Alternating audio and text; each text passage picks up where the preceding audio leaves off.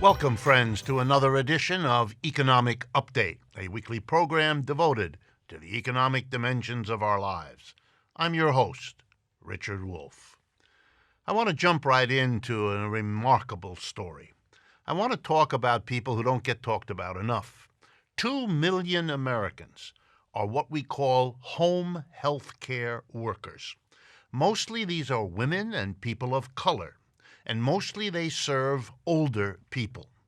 90% of Americans, when polled, say they want to age in their own home. They don't want to be put in an old age home or anything like it. Those are people who've given their whole lives to raising families, doing jobs, serving their communities. We owe them something, don't we? But these 2 million people who are serving the elderly in our society are serving them at home. And you know what that does in addition to meeting the needs of those old folks?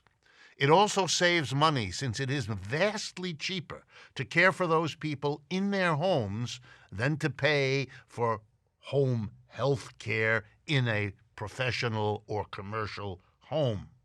So they're saving us all money, doing something valuable. How strange that a society that has that function performed by 2 million people pays them on average less than $12 per hour. And so, of course, slowly, painfully, they decided to unionize, to have a union in order to be paid better for the important work they do, the money-saving work they do for this society. But the Supreme Court last year, in the Janus decision, said that these people really can't charge money to folks that are home health care workers to belong to a union. Why? Because they're public employees, and the Supreme Court made the lovely decision that somehow, because you're a public employee, you can't build a union the way other people in the private sector can. And now the Trump administration wants to go one step further. Since these home health care workers are mostly paid by Medicaid, they are not going to allow them to arrange, when they have formed a union, to get what's called the weekly deduction, a portion of the pay sent directly by the employer, in this case Medicaid, to the union so that the union can function. Holding dues back and giving them to the union is a way to get more of the union's time and effort to serve their members rather than raise money from them. The hostility of the Supreme Court, the meanness of the Trump administration is extraordinary in view of the enormous, important, humane, money-saving service these 2 million people, and again, mostly women, mostly people of color. What a group to choose to penny pinch with. I had to tell you the story. It's emblematic of what's going wrong in this society. Well, here's another one. The Guardian newspaper, a British newspaper, you can see why it might happen there, reports on the Los Angeles mansion bought by a co-founder of the Uber car ride service. Here's what he paid: $72.5 million for the house and the land. Why is this interesting? Well, around the world, for the last year or more, Uber drivers have been demonstrating, striking, complaining that they're taking home ridiculously small amounts of money, $5, $10, $15 an hour, and they're lucky to get at the upper end of that range. We also just read this last couple of weeks that the police in Los Angeles are again rousting up the homeless from the little tent cities that they have established under the freeways. Yeah, that's America these days. Screw the worker, screw the homeless. Why is that relevant? because not paying Uber drivers so that they can't afford a home and have to live in a tent, or they can't afford a decent living even if they have a home. That's what's necessary so that the Uber founder, the head of the company, can live in a $72.5 million mansion. Here's the economics to understand. If you paid those Uber workers a living wage, what's necessary to have a home and a car and to live a decent life, and if you provided housing for the homeless, you have the money. It's all there. It would just mean, and let's cry for a moment, that the founder, the co-founder of Uber would have to settle, I don't know, for $1 million house, or maybe even a $2 million house if we want to reward him. But he couldn't have a $72 million house. That's the cost to him. And what's the benefit?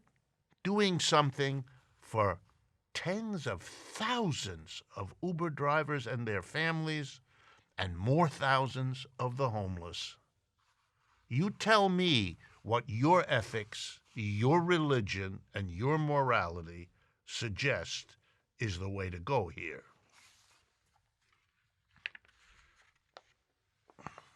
My next update is a shout-out about Alaska. What is it about Alaska that draws my attention? On July 1st, the fiscal year in Alaska set in, and the great state of Alaska, and I mean that, it's a great state, remarkable place, did a very remarkable thing, but it's not a good one.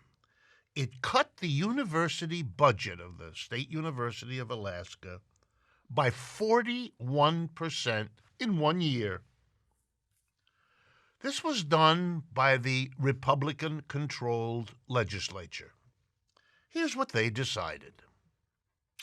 They weren't going to tax rich people in Alaska. They weren't going to tax big, rich oil corporations like Exxon. You know, remember Exxon? That's the one who fouled the water off of Alaska. They weren't going to tax corporations and the rich. Instead, they were going to cut by 41% the quality and quantity of education provided to the 26,000 students and another several thousand employees of the University of Alaska. This is called shooting yourself in the foot. The future of Alaska, like of any economy, has to do more than anything else with the quality and the quantity of the educated labor force available there. And who trains the educated labor force? You guessed it, the state university system. They don't have much in the way of private universities in Alaska. And in any case, the overwhelming majority of young people trained at university and college levels in America are trained in public institutions. Savaging that university is hobbling and crippling the future of the Alaska economy. What kind of a society does that to its young people and its own future to save taxes for people already rich and already successful businesses? Again, I ask you to think what sense this makes. The next update has to do with ex-governor of Michigan, Rick Snyder. He turned down an offer of a Harvard University research fellowship. Why? 7,000 Harvard graduates of the Kennedy School there signed a petition organized by another graduate, Tiffany Bell, and the argument of the petition went as follows. When Rick Snyder was governor of Michigan, he presided not only over one of the worst water quality crises in American history, the crisis of the Flint River, but let me remind you, that bad water which was a political decision of how to use which water for the people of that area, Detroit, Flint, and so on. Children died because of that water.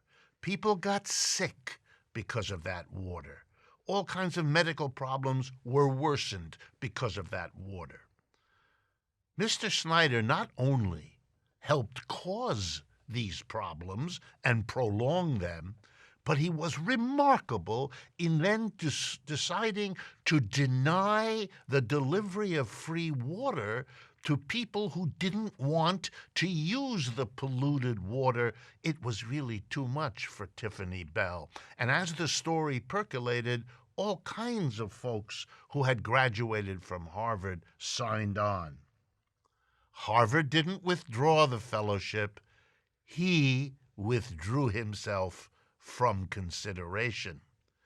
And even that wouldn't have merited this story, gross as it is, had he not given his reason.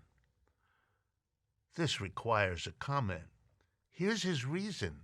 He's withdrawing, he said, because of the lack of civility. You see, it's not civil for people to protest his behavior in the Flint Water Crisis that killed people. They should be polite, say nothing, allow that kind of behavior to go unchallenged and uncriticized. In his strange mind, the people who signed the petition were not civil. He has nothing to apologize for. My last update has to do with a little, breastbeating. I want to say something to celebrate us. Here we are making this program, Economic Update. Here we are, the organization that produces this program, Democracy at Work, producing all the work we do at our websites and all the rest that you're familiar with. So when we get a real recognition, I want to share it with you. This one comes from the New Forest East constituency. That's an area inside Great Britain that is one of their areas that votes and sends a member to the British Parliament. It's called the New Forest East constituency.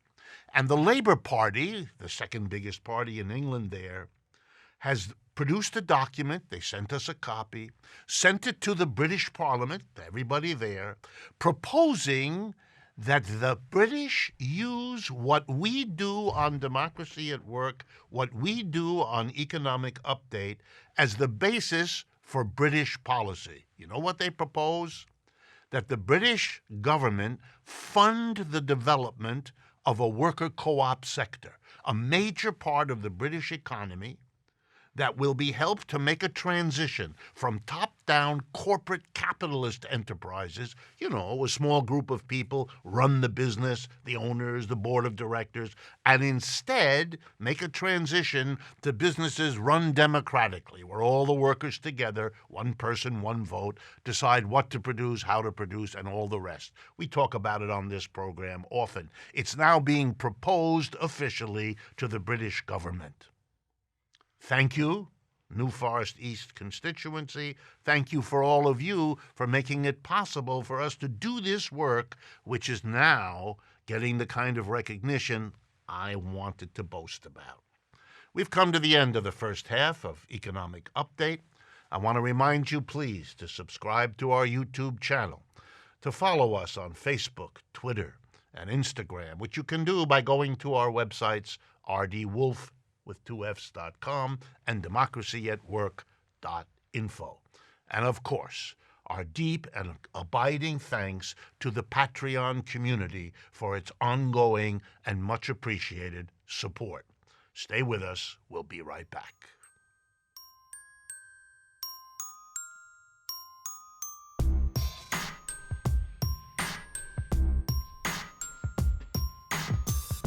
Welcome back, friends, to the second half of today's Economic Update. In this second half, I want to give a little extra time to two important topics that are circulating these days where I thought I might have something to offer as you think about and decide what you feel about these subjects. The first one is reparations, and the second one is the forgiveness of student debt. Big questions, big ideas, lots of debate. Let's start with reparations. The pressure here comes mostly from the African American community, and the argument runs roughly as follows. Unspeakable damage, including death, was visited upon the African American people who were forced, often against their will, to leave their native Africa and come to the United States to serve entire lives as slaves, where they were badly treated, badly fed, separated family members from one another. You know the story of American slavery. And so the argument is they are owed reparations. They suffered, they lost, and they demand, many of those folks, a reparations. And I want to talk to you about that, particularly the economics of it.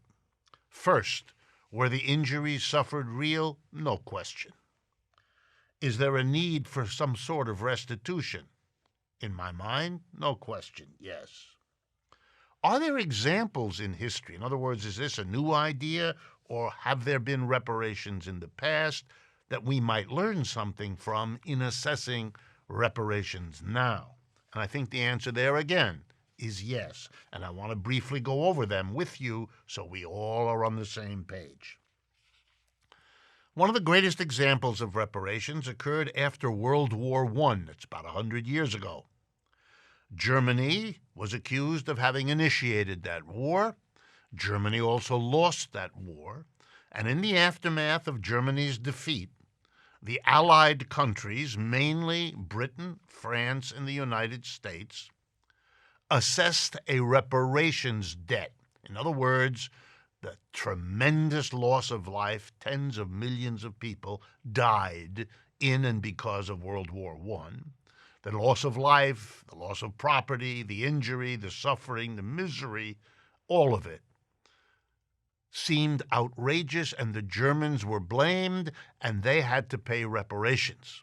So for quite a few years after the end of World War I in 1918, the German government taxed the German people for a huge amount of money that was not used to serve the German people, but was used instead to pay reparations debts, chiefly to France and Britain, the victors in that war. But they, in turn, having borrowed so much money to fight the war, mostly from the United States, basically turned around and used the reparations Germany paid to them to repay their debts to the United States. So here's the key question. Was restitution made by that money being paid by the Germans to the British and French and ultimately to the Americans? I don't think so.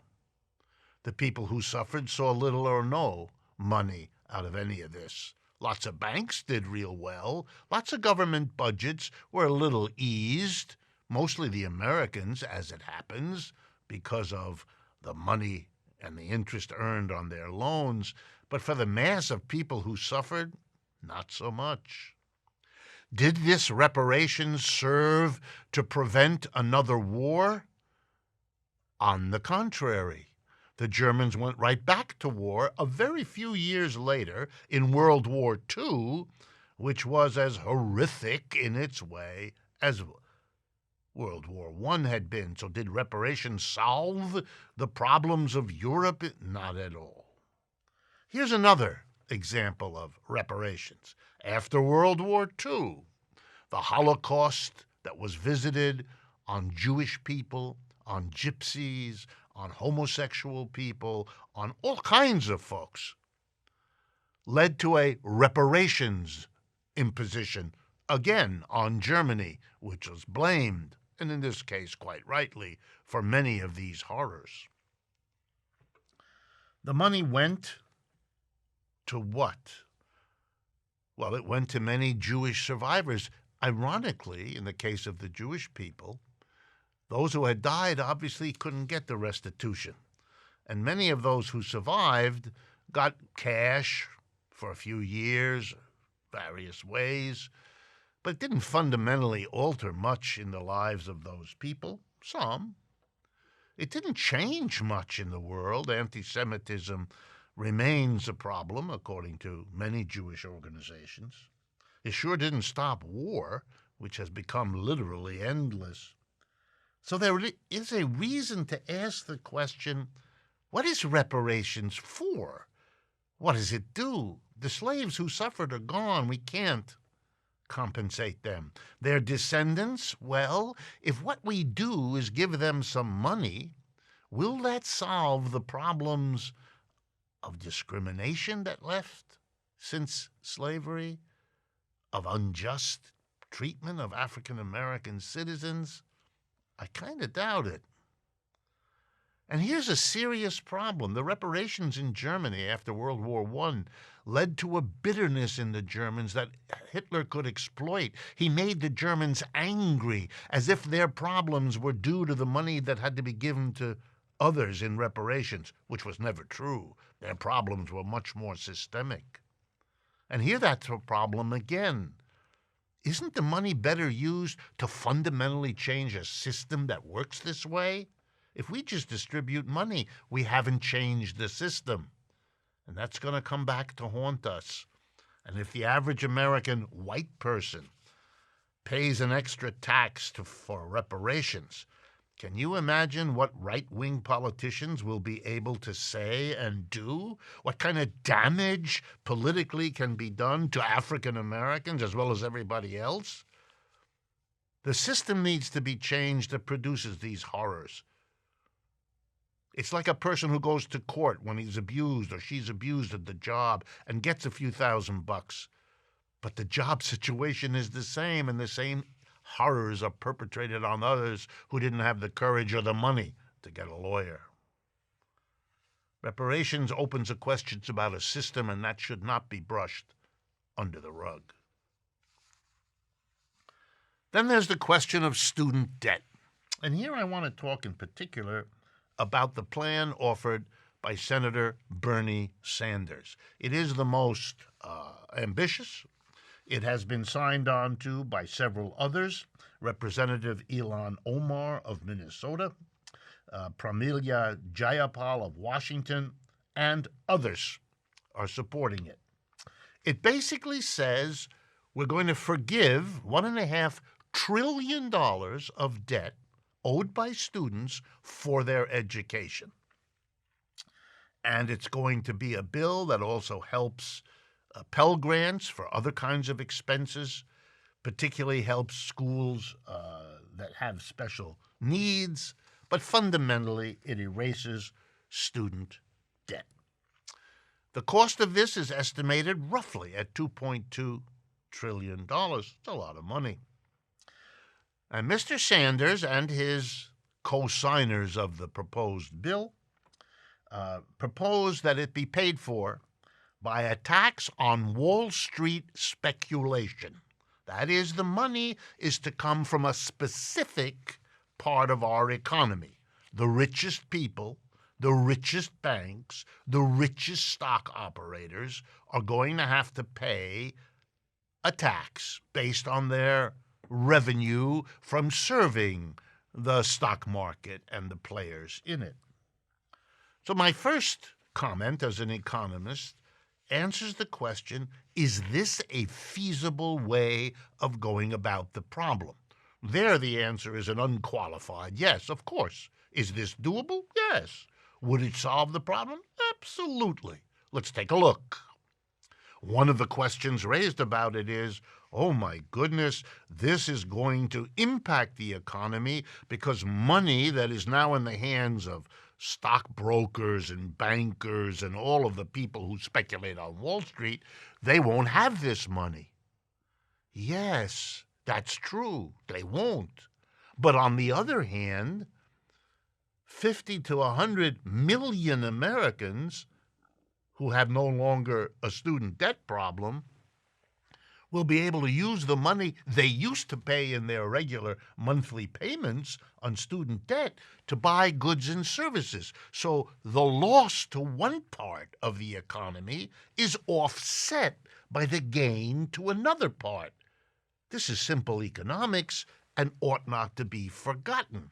Here's another way of saying the same thing. You're taking away money from the top, so it doesn't trickle down. But you're giving an economic boost to the average American who has a student debt. And that's money going to be spent by that person no longer on paying that debt, but on buying goods and services. That's money you might call trickling up. And the trickle up offsets the trickle down. So if you want to argue about the student debt, let's be honest. It is a program, not surprisingly coming from a socialist like Bernie Sanders, that's good for the average American, the vast majority, who either have student debt or face the burden of student debt if they want to help their kids get a college education. It helps them at the price of the 1% or the 5% at the top. One side benefits, the other side loses some. That just corrects what's been going on the last 40 years where the reverse has gone on. Or, to take a more recent example, the tax cut back in December of 2017 that enormously boosted the top, arguing that it would trickle down, which it didn't, rather than help the bottom, which is why Bernie and the others supporting his bill say, we bailed out, the people did, Wall Street. Back in 2008, 9, and 10, it's time for Wall Street to bail out the American student. So is it economically feasible? Sure it is. But here's something to think about, because there are questions.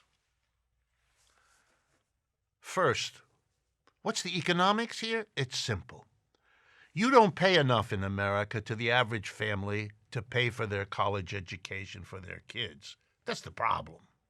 At the same time that you don't give people enough income, you charge more for education than they can afford, so they end up having to borrow if they're going to get the education. The solution to the problem is not to create these conditions. Even if you forgive the existing date, you're not changing the conditions, which is why many countries, Germany, France, Italy, Finland, many countries in Europe, charge next to nothing for higher education. I'm talking $200 or $300 a semester covers it. There is a political problem here. There's also the question of other debts. We don't pay people enough to cover the cost of their home, their car. That's why they go into debt for those things. If you want to really deal with this problem, you've got to change who gets paid what and what costs what, or else the debt is always going to come. And you're going to have those angry people with home debt and car debt and credit card debt asking, why help the students and not me? Good for the students, but I want my debts relieved too. And the same economics would apply. Look, it's a fundamental system that has to change. These are systemic problems. Those that led to slavery, and those within capitalism that lead to unbearable and unsustainable debt. The system is the problem, and system change is the answer. Thank you for your attention, and I look forward to speaking with you again next week.